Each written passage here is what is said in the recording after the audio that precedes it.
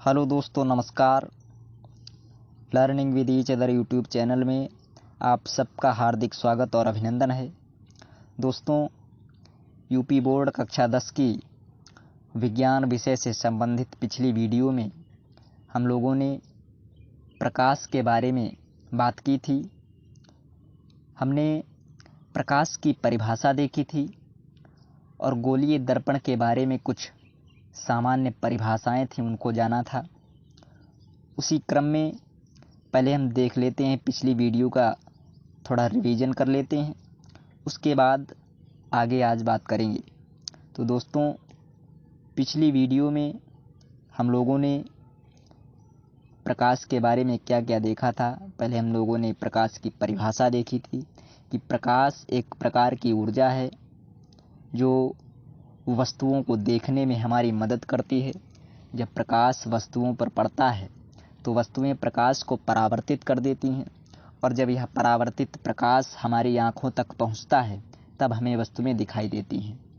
आगे हमने बात की थी प्रकाश के गुण। पहला गुण हमने देखा था, प्रकाश एक प्रकार का चुंबकीय विकिरण होता है। प्रकाश के वेग के बारे में बात की थी। प्रकाश का वेग 3 × 10⁸ मीटर प्रति सेकंड होता है। आगे तीसरा गुण हमने देखा था कि सूर्य के प्रकाश को पृथ्वी तक आने में लगभग 8 मिनट 52 सेकंड का समय लगता है। और उसके बाद में प्रकाश के परावर्तन के अंतर्गत हमने गोलीय दर्पण के बारे में बात की थी। तो गोलीय दर्पण क्या होता है? जब किसी एक खोखले गोले में से कुछ भाग काटकर उसके एक तल पर पालिश कर दी जाती है तो उसका गोलीय तल प्रकाश का परावर्तन करने लगता है। इस प्रकार के दर्पण को गोलीय दर्पण कहते हैं। जैसे ये मान लिया हमने कोई एक खोखला गोला है और यहाँ से इसको हमने काट दिया और इस साइड में हमने इसकी ऐसे पालिश कर दी, ये पालिश कर दी हमने, तो ये हो गया गोलीय दर्पण। ठीक, अब आगे हम बात करेंगे गोलीय दर्पण के प्रकार की।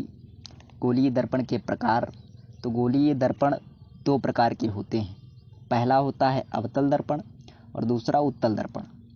देखते हैं, पहले अवतल दर्पण के बारे में बात की थी हमने, फिर उत्तल दर्पण के बारे में बात की। अवतल दर्पण क्या होता है? देखिए, समझते हैं। वह दर्पण जिसमें गोलीय पृष्ठ के उभरे हुए तल पर पालिश होती है वह अवतल दर्पण कहलाता है। देखिए, जैसे चित्र में दिखाया गया है, ये गोलीय दर्पण का उभरा हुआ भाग है और इस साइड में ऐसे ऐसे पालिश की गई है, तो ये हो गया अवतल दर्पण। आगे हमने बात की थी उत्तल दर्पण की। वह दर्पण जिसमें गोलीय पृष्ठ के दबे हुए भाग पर पालिश होती है उत्तल दर्पण कहलाता है। देखिए, इसमें इस साइड में ये दबे हुए भाग पर पालिश की गई है तो ये उत्तल दर्पण हो गया। ठीक, आगे हमने बात की थी, देखिए, गोलीय दर्पण से संबंधित महत्वपूर्ण परिभाषाएं। पहली परिभाषा हमने देखी थी ध्रुव, जिसको पोल कहते हैं। गोलीय दर्पण के परावर्तक तल के मध्य बिंदु को दर्पण का ध्रुव कहते हैं। देखिए, इसको हम चित्र के माध्यम से समझ सकते हैं। आगे ये देखिए, इसमें ये चित्र दिया गया है, ये गोलीय दर्पण है और ये मध्य बिंदु है दर्पण का। तो ये गोलीय दर्पण के मध्य बिंदु को दर्पण का ध्रुव कहते हैं। ध्रुव को P से प्रदर्शित करते हैं। ठीक, आगे हमने वक्रता केंद्र देखा। गोलीय दर्पण जिस खोखले गोले का भाग होता है उसके केंद्र को दर्पण का वक्रता केंद्र कहते हैं और इसे C से प्रदर्शित करते हैं। देखिए, इसको भी हम चित्र के माध्यम से समझ सकते हैं। ये C यहाँ पर, ये मान लिए ये जो दर्पण है ये किसी खोखले गोले का भाग होगा, इस तरीके से उसमें से काटा गया होगा और इस दर्पण और उस खोखले गोले का जो एक केंद्र होगा वही दर्पण का वक्रता केंद्र कहलाता है। ठीक, देखिए दोस्तों, पिछली वीडियो में हम लोगों ने वक्रता केंद्र तक बात कर ली थी और आज हम यहाँ से शुरुआत कर रहे हैं वक्रता त्रिज्या से कि वक्रता त्रिज्या क्या होती है। तो वक्रता त्रिज्या गोलीय दर्पण जिस खोखले गोले का भाग होता है उसकी त्रिज्या को गोलीय दर्पण की वक्रता त्रिज्या कहते हैं। वक्रता त्रिज्या को हम इस तरीके से समझ सकते हैं, ये एक खोखला गोला है और इसमें से काट करके हमने गोलीय दर्पण को निकाला है, ये पालिश कर दी इधर, ये गोलीय दर्पण हो गया। तो इस खोखले गोले की जो त्रिज्या होगी वही इस दर्पण की वक्रता त्रिज्या कहलाएगी और वक्रता त्रिज्या को R से प्रदर्शित करते हैं। ठीक, तो ये हो गई वक्रता त्रिज्या। आगे चलते हैं, इस चित्र के माध्यम से भी हम समझ सकते हैं। ये देखिए, त्रिज्या की परिभाषा होती है कि वृत्त या गोले की परिधि से लेकर के केंद्र तक की दूरी त्रिज्या कहलाती है। तो यहाँ पर ये देखिए खोखला गोला इसका ये भाग है, यहाँ से ये परिधि हो जाएगी उसकी, और यहाँ से केंद्र तक की दूरी ये R त्रिज्या होगी और यही दर्पण की वक्रता त्रिज्या कहलाती है। अगले पेज पर हम चलते हैं, हम बात करेंगे मुख्य अक्ष की कि मुख्य अक्ष क्या होता है। तो मुख्य अक्ष की परिभाषा लिखी हुई है, दर्पण के ध्रुव एवं वक्रता केंद्र से होकर जाने वाली रेखा मुख्य अक्ष कहलाती है। ये मान लिया दर्पण हो गया, तो दर्पण का ध्रुव यहाँ पर P हो जाएगा और दर्पण का वक्रता केंद्र यहाँ पर हमने C मान लिया हो जाएगा। तो दर्पण के ध्रुव P और वक्रता केंद्र C से जाने वाली रेखा को दर्पण का मुख्य अक्ष कहते हैं। ठीक, ये परिभाषा हो जाएगी मुख्य अक्ष की, दर्पण के ध्रुव P एवं वक्रता केंद्र C से होकर जाने वाली रेखा मुख्य अक्ष कहलाती है। अगले पेज पर चलते हैं, अगला पेज है फोकस। फोकस क्या होता है?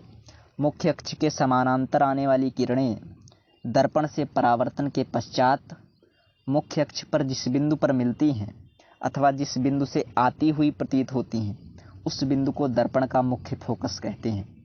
इसे F से लिखते हैं और कैपिटल F से ही लिखते हैं, इसको फोकस को कैपिटल F से लिखते हैं। देखिए फोकस को भी हम इसी पिछले चित्र के माध्यम से समझते हैं। देखिए फोकस को हम इस चित्र के माध्यम से समझ सकते हैं। ये देखिए, इसको थोड़ा सा जूम करते हैं।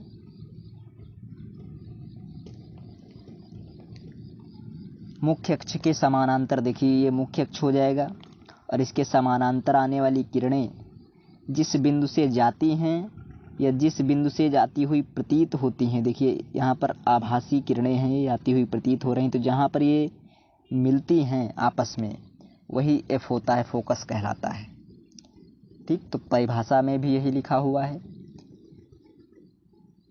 फोकस की परिभाषा अगले पेज पर लिखी हुई है कि मुख्य अक्ष के समानांतर आने वाली किरणें दर्पण से परावर्तन के पश्चात मुख्य अक्ष पर जिस बिंदु पर मिलती हैं अथवा जिस बिंदु से आती हुई प्रतीत होती हैं उस बिंदु को दर्पण का मुख्य फोकस कहते हैं। इसे कैपिटल F से लिखते हैं। ये हो गई मुख्य फोकस या फोकस की परिभाषा। आगे चलते हैं, हम बात करेंगे फोकस दूरी की और आज के वीडियो की यह आखिरी परिभाषा फोकस दूरी। हालांकि ये परिभाषाएं अति लघुत्तरीय प्रश्न के रूप में यूपी बोर्ड कक्षा 10वीं की परीक्षा में पूछी भी जाती हैं और ये परिभाषाएं आंकिक प्रश्न न्यूमेरिकल के दृष्टिकोण से भी महत्वपूर्ण हैं। तो देखिए फोकस दूरी की बात करेंगे। गोलीय दर्पण के ध्रुव एवं फोकस के बीच की दूरी को फोकस दूरी कहते हैं और इसे स्मॉल f से लिखते हैं। फोकस को हम कैपिटल F से लिखते हैं और फोकस दूरी को स्मॉल f से लिखते हैं। ठीक, तो इसको भी समझ सकते हैं। देखिए हम चित्र के माध्यम से इसको भी, ये गोलीय दर्पण हो गया और इसका ध्रुव ये P हो गया और फोकस हमने अभी देखा है ये F हो जाएगा, मान लिया फोकस हो गया। तो इसके बीच P और F के बीच की ये जो दूरी होगी यही फोकस कहलाती है। ठीक, तो गोलीय दर्पण के ध्रुव P एवं फोकस F के बीच की दूरी को फोकस दूरी कहते हैं। ठीक, तो दोस्तों आज की वीडियो में हम लोगों ने जो शेष बची हुई कुछ महत्वपूर्ण परिभाषाएं गोलीय दर्पण से संबंधित थीं उनको हमने देखा। अब अगली वीडियो में परावर्तन, प्रकाश के परावर्तन के बारे में हम बात करेंगे और उसके बाद गोलीय दर्पणों द्वारा प्रतिबिंब का बनना, किस तरीके से गोलीय दर्पण के प्रतिबिंब बनते हैं उसके बारे में बात करेंगे। दोस्तों वीडियो यदि अच्छी लगी हो तो वीडियो को लाइक करें, वीडियो को शेयर करें और चैनल पर यदि आप नए हैं तो चैनल को सब्सक्राइब ज़रूर करें। धन्यवाद।